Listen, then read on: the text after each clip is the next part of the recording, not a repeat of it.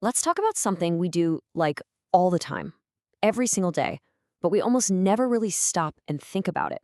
And that's the invisible weight that our words carry. I mean, you know that feeling, right? Where you're in a conversation, you say what you think you mean, but you can almost feel it. You can feel the words just land wrong. It's like this weird little explosion in the air between you and the other person. And it's so confusing, right? Because in your head, you're like, I thought I said that perfectly. Your intentions were good. You were just trying to help, or maybe explain something, or just connect.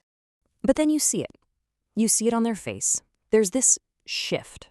A wall just pops up, the whole energy in the room just changes, and you're left sitting there with this awful feeling of disconnect. So that question just kind of hangs there. What did I do wrong? And you start replaying it all in your head over and over, trying to find that one little misstep. Man, it is so frustrating. Okay, but here's the thing. Here's the secret. The answer? It's usually not in the words themselves. Nope. It's hiding in the space between the words. It's all that unspoken, unseen stuff that's part of how we actually communicate. And this is it. This is the big idea we forget all the time. Our words are just the car, but it's our tone, our delivery. That's the real driver. That's the real message. So what this really means is that communication is a full body sport. It's not just your mouth. You can totally say, I'm fine. But if your shoulders are slumped and your voice is flat, well, your body is basically screaming the exact opposite, isn't it? The real message is in the energy you put behind those words. All right, let's actually see how this works. It's amazing when you think about it, how one simple everyday phrase can mean totally different things.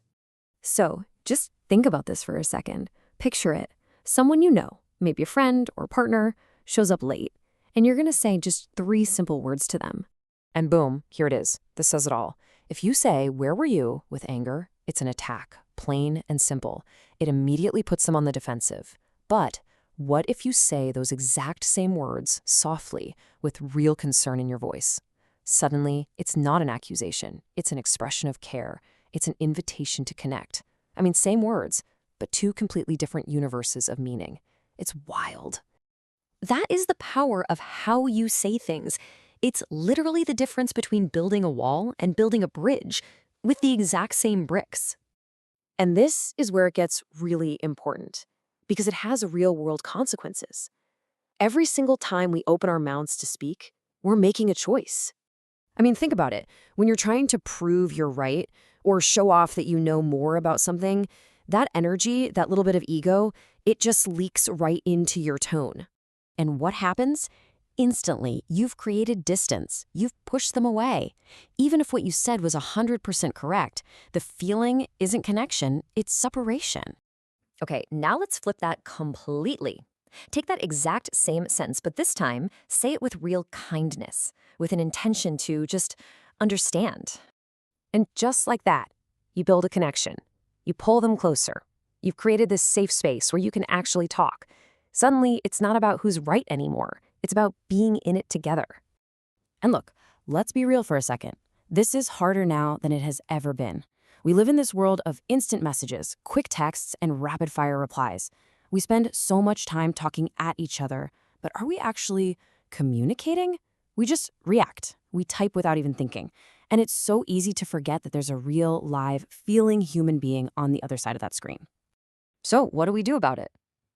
Well, it's actually a really simple practice. It's just 3 steps. Step 1, just pause. Seriously, before you speak, before you hit send, just take 1 breath. Step 2, ask yourself this really important question. Is my tone actually matching my intention here?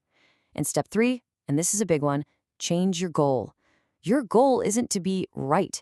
Your goal is to be understood. Because at the end of the day, this isn't about winning one little argument.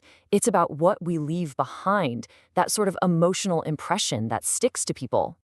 You've probably heard this quote before, and it is so, so true. People will forget the exact words you said, but they will never forget how you made them feel. Years from now, the details of an argument will be totally gone, but that feeling of being attacked or being supported, that stuff sticks around. It's like the emotional echo of your words. So what's the big takeaway here? It really boils down to two things. First, just be more aware. Pay attention to how you're speaking. And second, if you're ever not sure, just choose kindness. It's a choice you will almost never, ever regret. Because sometimes the most important thing, the thing that really defines our relationships, our work, our whole impact on the world, it isn't about the words we say at all. So the real question is for you. How will your words make people feel today? Think about it. In your next meeting, your next text, the next time you talk to someone you love, what feeling are you going to leave them with? Because that choice, it's all yours.